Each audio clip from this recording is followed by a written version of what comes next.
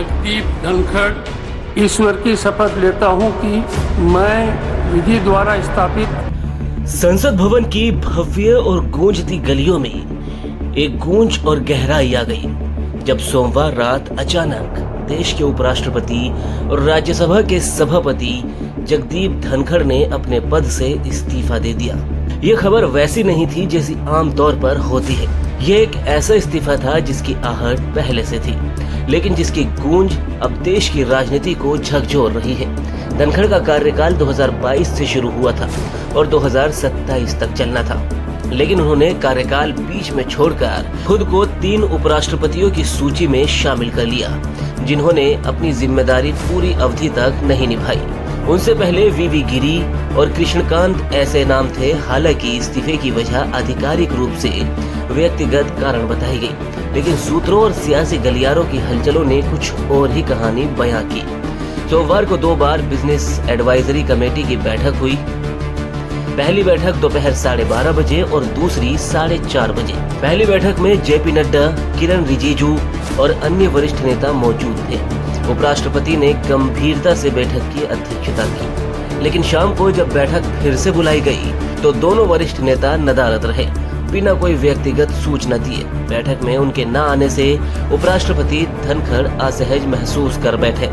नियमों और मर्यादाओं और प्रक्रियाओं के गहरे अनुयायी रहे धनखड़ को ये व्यवहार असम्मानजनक लगा। कांग्रेस नेता जयराम रमेश ने सोशल मीडिया प्लेटफॉर्म एक्स पर इस घटनाक्रम की बारीकियां साझा की। उन्होंने लिखा कि धनखड़ इस बात से आहत थे कि उन्हें जानबूझकर नजरअंदाज किया गया। उन्होंने यहाँ तक कहा कि दोपहर 1 बजे से शाम 4:30 बजे के बीच कुछ ऐसा हुआ जिसने पूरी तस्वीर बदल दी। कांग्रेस सांसद सुखदेव भगत ने इसे एक साजिश करार दिया। उन्होंने दावा किया कि बीजेपी ने जानबूझकर धनखड़ को असहज महसूस किया, क्योंकि बिहार चुनाव सामने है और पार्टी एक नया चेहरा लाना चाहती है।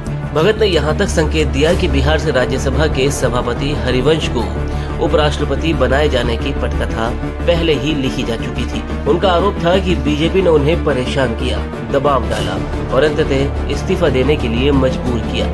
ये इस्तीफा नहीं, एक राजनीतिक बलिदान था।